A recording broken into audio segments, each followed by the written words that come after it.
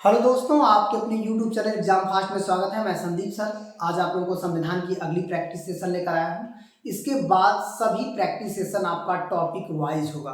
इसका मतलब है अभी तक मैंने सभी क्वेश्चनों को एक साथ लेकर आ रहा था विविध प्रकार का, लेकिन अब मैं जो भी प्रैक्टिस सेशन कराऊंगा हर एक चैप्टर वाइज कराऊंगा, जो कि काफ़ी महत्वपूर्ण होगा आपके सभी परीक्षाओं के लिए। ठीक है, तो वो चाहे वो स्टेट एग्जाम हो चाहे वनडे एग्जाम हो, सभी के लिए काफ़ी महत्वपूर्ण होने वाला है। तो चलिए हम लोग आते हैं। यहाँ पर निम्न में से कौन सा भारत सरकार का अंग नहीं है? विधायिका, कार्यपालिका, न्यायपालिका और मीडिया। याद रखिएगा, ये भारत सरकार का अंग नहीं है। जो मीडिया है आपके भारत सरकार के अंग में नहीं आता है, इतना ध्यान रखना है, जो कि एक काफी महत्वपूर्ण भाग हो जाएगा। तो यहाँ पर ये आपका आंसर हो जाएगा। ठीक है, तो चलिए हम लोग और आगे बढ़ते हैं। यहाँ पर दे रहा है लोकपाल का विचार। लोकपाल का विचार सबसे पहले जो है किस देश में आया था? ब्रिटेन में, अमेरिका में, स्कैंडिनेवियाई देशों में या फ्रांस में? तो स्कैंडिनेवियाई देश में सबसे पहले लोकपाल का विचार लाया गया था, जो कि काफी महत्वपूर्ण है लोकपाल आपका। अब आते हैं राष्ट्रीय पिछड़ा वर्ग आयोग, जिसको हम लोग कहते हैं ओबीसी। ओबीसी आयोग का गठन सबसे पहले कब किया गया? यहाँ पर हम लोग ओबीसी आयोग के गठन की बात करें, स्थापना कब की गई? 1963 में, 1973 में, 1983 में, 1993 में। तो सही आंसर क्या हो जाएगा? 1993 में ओबीसी आयोग का गठन किया गया था। तो ये भी एक महत्वपूर्ण हम लोग बात कर सकते हैं। तो चलिए हम लोग आते हैं केंद्रीय, कह सकते हैं अन्वेषण एवं अधिसूचना ब्यूरो। भारत सरकार के संविधान की 7वीं अनुसूची में दी गई है। इस सूची में जो केंद्रीय अन्वेषण जो है अधिसूचना है वो किस में है? क्या संघ सूची का विषय है, जिसे हम लोग केंद्रीय विषय भी कह सकते हैं, राज्य सूची का है, विश्व का है, या समवर्ती मतलब दोनों का है? जैसे समवर्ती में क्या होता है, दोनों हो जाता है। ठीक है, तो इसका सही आंसर क्या हो जाएगा? तो ये संघ सूची का विषय आता है। बाकी राज्य सूची में कृषि है, आपका कृषि पर आयकर है, ये सब जो पुलिस है, ये सब व्यवस्थाएं जो है राज्य सूची में है। समवर्ती सूची में चिकित्सा, शिक्षा, वन वगैरह जो है ये क्या है, समवर्ती सूची में आते हैं। संघ सूची में विदेश मामले आते हैं, इसके अलावा रक्षा मामले आते हैं, जो भी सरकार को जो है, इसके अलावा जनगणना आते हैं। ये बहुत ही अच्छे जो या सूचना प्रौद्योगिकी जो हमारा टेलीकॉम वगैरह होता है, ये सब कुछ संघ सूची का भाग है। तो चलिए हम लोग और आगे बढ़ते हैं। अगले पॉइंट में देखते हैं, भारत की संसद ने पर्यावरण संरक्षण बिल किस वर्ष पारित किया? जो भारत की संसद थी वो पर्यावरण संरक्षण बिल 1972 में पारित किया, 1984 में पारित किया और 1986 में पारित किया, 1981 में। तो इसका सही आंसर 1986 में जो है पहला पर्यावरण बिल जो है लाया गया था, भारतीय जो है कह सकते हैं कि संसद के बिल द्वारा। ठीक है, जैसे उसको पेड़ पौधे और वनस्पतियों जीवों की रक्षा करना था। हालांकि टाइगर प्रोजेक्ट इससे पहले आया था, लेकिन वो जीवों की रक्षा करने के लिए 1973 में पहला जीव हमारा जो प्रोटेस्ट किया गया, मतलब उसे सुरक्षित किया गया, तो वो कौन सा था? Tiger reserve. इसका मतलब है ये टाइगर प्रोजेक्ट के नाम से आया था, और यह प्रोजेक्ट जो टाइगरों की सुरक्षा करने के लिए लाया गया था, उनकी संख्या बढ़ाने के लिए लाया गया था। तो चलिए हम लोग आते हैं संविधान सभा में राष्ट्रगान। ये देखिएगा, राष्ट्रगान और राष्ट्रगीत दोनों एक ही साथ अपनाया गया था।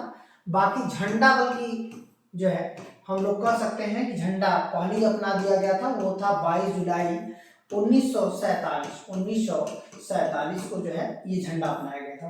तो यहाँ पर देखिएगा 25 जनवरी 1950, 21 जनवरी 1950, 24 जनवरी 1950, 29 जनवरी। तो इसका सही आंसर 24 जनवरी को। इसी दिन संविधान सभा भी भंग कर दिया गया। जो आपका संविधान सभा थी, इसे भी सभा को भंग कर दिया गया। यदि पूछेगा संविधान सभा को किस दिन भंग किया गया, तो ये आपका यही 24 जो है जनवरी 1950 था। अब आते हैं, फिर इसके बाद बात होती है कि भारतीय संविधान की समवर्ती सूची की धारणा किस देश के संविधान से ली गई है? जापान से, कनाडा से या ऑस्ट्रेलिया से, यूएसए से? तो यहाँ पर समवर्ती सूची की जब बात करेगा तो ये हो जाएगा आपका ऑस्ट्रेलिया से। समवर्ती सूची की अवधारणा जो है ऑस्ट्रेलिया के संविधान से लिया गया है। ठीक है, तो चलिए हम लोग और आगे बढ़ते हैं। अगले पॉइंट में कहते हैं, यहाँ पर भारत के महत्वपूर्ण पदाधिकारियों के वेतन एवं भत्ते का उल्लेख संविधान की किस अनुसूची में हुआ था? ये हो जाएगा पहली अनुसूची, दूसरी अनुसूची, तीसरी अनुसूची और चौथी अनुसूची। तो दूसरी अनुसूची जो थी वो आपका वेतन व भत्ते से थी। इसका मतलब है वेतन और भत्ते की बात करेगा तो ये हो जाएगा दूसरी अनुसूची। तीसरी अनुसूची किससे संबंधित था? शपथ से, शपथ ग्रहण से था। पहली अनुसूची जो है संघ एवं राज्य था एवं राज्य क्षेत्र। इसका मतलब है कि हमारे संघ में जो 28 राज्य हैं और 8 संघ हैं उसके बारे में देता है। जो चौथी अनुसूची है वो राज्यसभा की सीटों का आवंटन है। राज्यसभा के सीटों का आवंटन, यदि सीटों का आवंटन की बात करें तो ये बातें यही भी आ जाती हैं, राज्यसभा की सीटों का आवंटन इसी अनुसूची में। ये सभी अनुसूचियां काफी महत्वपूर्ण हैं आपके परीक्षाओं की दृष्टि से, तो आपको इसके बारे में अच्छे से समझना होगा। यहाँ पर प्रैक्टिस भी करेंगे तो भी आपका सही होने के चांसेस काफी ज्यादा है। ठीक है, तो चलिए और आगे बढ़ते हैं। अगला पॉइंट है भारतीय संविधान की 8वीं जो अनुसूची है में भाषाओं की संख्या 15 है, 18 है, 22 है या 14 है। तो ये क्या हो जाएगा? भाषाओं की संख्या 22 है। कुल 22 भाषा जो है हमारे कह सकते हैं कि 8वीं अनुसूची में वर्तमान में है, क्योंकि मूल संविधान में देखिए क्या था, मूल संविधान में आपका कह सकते हैं कि 14 भाषा थी। मूल संविधान मूल संविधान में हमारा 14 भाषा थी। एक भाषा जुड़ी थी जो सिंधी, जिसको हम लोग कहते हैं सिंधी, और सिंधी भाषा जुड़ी थी 21वां संशोधन के तहत। फिर इसके बाद एक संशोधन हुआ 71वां जिनमें 3 भाषा जोड़ी गई, और फिर इसके बाद एक और जो है 92वां संविधान संशोधन हुआ जिसमें 4 भाषा जोड़ी गई, बोडो, डोंगरी, मैथिली, संथाली। उधर जो है नेपाली था और मणिपुरी था, और कह सकते हैं कि इस तरह से 3 भाषा यहाँ पर जोड़ी गई थी। ठीक है, यहाँ पर वो जोड़ी गया था। यहाँ पर देखिए कह सकते हैं कि नेपाली था, जो 3 भाषा में नेपाली, मणिपुरी और कोंकणी हो गया। और यहाँ पर जो 4 भाषा जोड़ा गया था ये बोडो, डोंगरी, मैथिली, संथाली। तो ये देखिए 4 भाषा जोड़ी गई थी। देखिए यहाँ पर 4 भाषा हो गया, यहाँ पर 3 भाषा हो गया, यहाँ पर 1 भाषा, टोटल मतलब 8 भाषाएं जो जुड़ी गई। तो यहाँ पर 8 कर देंगे तो कितना हो जाएगा? 22। इसका मतलब वर्तमान में भारतीय संविधान के पास कुल भाषाओं की संख्या क्या है? 22 है। ठीक है, तो चलिए और आगे बढ़ते हैं, अगला पॉइंट देखते हैं। यहाँ पर हो जाएगा आपका कह सकते हैं कि निम्नलिखित संविधान की अवधारणा सर्वप्रथम कहाँ से लिया गया? जो लिखित संविधान है, याद रखिएगा यहाँ पर निम्न में से लिखित संविधान कह रहा है कि अवधारणा कहाँ से है? फ्रांस है, संयुक्त राज्य अमेरिका में लिखित संविधान है, ब्रिटेन में या स्विट्जरलैंड में। तो इसका सही आंसर संयुक्त राज्य अमेरिका जो है एक लिखित संविधान का अवधारणा प्रस्तुत करता है। यदि फ्रांस की बात करें जाए तो यहाँ पर गणतंत्रात्मक व्यवस्था है। ब्रिटेन की बात किया जाए तो संघीय व्यवस्था, संसद वगैरह जो है, या कह सकते हैं संसद वगैरह जो है, हमारा जितने भी जो है कानून व्यवस्था है ये सब ब्रिटेन से है, नागरिकता भी ब्रिटेन से है, मंत्रिमंडल जो हमारा गठन हो रहा है ब्रिटेन से है, और इस तरह से ये बातें जो है इसमें रखी जाती है। ठीक है, तो चलिए और आगे बढ़ते हैं। यहाँ पर हो जाएगा कि भारतीय संविधान के ऊपर सबसे अधिक प्रभाव निम्न में से किसका माना जाता है? तो भारतीय संविधान में यूएसए का संविधान था, या सोवियत जो है रूस का संविधान था, या ब्रिटिश का संविधान था, या भारतीय संविधान अधिनियम 1935 था। तो ये 1935 अधिनियम का सबसे बड़ा प्रभाव, मतलब इसे छोटा संविधान इसी वजह से कहा जाता है क्योंकि ये आपके एग्जाम में काफी महत्वपूर्ण माना जा सकता है। तो चलिए और आगे बढ़ते हैं। प्रथम केंद्रीय जो है कह सकते हैं जो विधानसभा गठित हुई थी, यहाँ पर देखिए प्रथम केंद्रीय विधानसभा का गठन जो है ये कब किया गया था?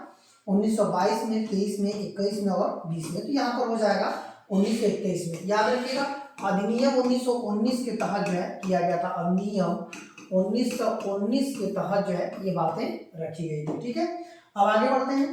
भारतीय संविधान की प्रस्तावना में किस प्रकार के न्याय की बात रखता है? कौन से प्रकार का न्याय की बात नहीं करी गई है? तो यहाँ पर लोकतांत्रिक नहीं कही गई। तो यहाँ पर लोकतांत्रिक है, सामाजिक है, आर्थिक है, राजनैतिक है। तो यहाँ पर नहीं तो हटा दीजिएगा, ये लोकतांत्रिक बात कही गई है हमारे संविधान के प्रस्तावना में। ठीक है, और इस तरह से जो है हम लोग कह सकते हैं कि यहाँ पर लोकतांत्रिक, आर्थिक, राजनीतिक और सामाजिक। तो सामाजिक लोकतांत्रिक तो हो जाएगा, लेकिन सामाजिक, आर्थिक, राजनीतिक, तो यहाँ पर देखिए ये वाला नहीं होगा, बाकी 3 है, राजनीतिक भी है, आर्थिक और सामाजिक। तो लोकतांत्रिक हमारे यहाँ नहीं है। ठीक है, अब आगे बढ़ते हैं। यहाँ पर देखिएगा कह रहा है कि संविधान की उद्देशिका मतलब प्रस्तावना में उल्लेख नहीं है, न्याय नहीं है, भातृत्व नहीं है, या प्रतिष्ठा नहीं है, या वयस्क मताधिकार का बात कर रही है। तो ये वाला जो वयस्क अधिकार की बात करता है ये आपका एक अनुच्छेद में करता है 326 में, कहता है कि जब तक आप 18 वर्ष के नहीं हो जाते तब तक आपको वयस्क मताधिकार का प्रावधान या वयस्क मताधिकार नहीं दिया जाता है। ठीक है, तो चलिए और आगे बढ़ते हैं। यहाँ पर हो जाएगा भारत के संविधान में संघीय शब्द, यहाँ पर देखिए संघीय शब्द का प्रयोग कहाँ पर हुआ है, प्रस्तावना में, भाग 3 में, 368 में, या कहीं पर भी नहीं। तो इसका सही आंसर हो जाएगा पूरे संविधान में कहीं पर भी संघीय शब्द का प्रयोग नहीं किया गया है। तो आज के लिए इतना ही प्रैक्टिस सेशन, और अगले जो है प्रैक्टिस सेशन में हम लोग टॉपिक वाइज लेकर आएंगे जो कि आपकी परीक्षाओं में काफ़ी महत्वपूर्ण होगा। ऐसे ही सभी विषयों का प्रैक्टिस सेशन चलता रहेगा। एक तरफ ज्योग्राफी का भी चल रहा है जिसको आप लोग लगातार देखते रहिए। हाँ, जो करंट अफेयर्स का सेशन जो रुका हुआ है, एक साथ करंट अफेयर्स का 2-2 हफ्ते का मैं बना करके लगभग 50-50 क्वेश्चन का पूरा कंबाइंड बना रहा हूँ, जिससे पूरे जो 15-15 दिन का होता है उसको कवर करते चले जाऊंगा। कोई भी आपका छूटना नहीं है, इतना ध्यान रखिएगा। ठीक है, चलिए आज इतना ही, नेक्स्ट क्लास में हम लोग मिलते हैं।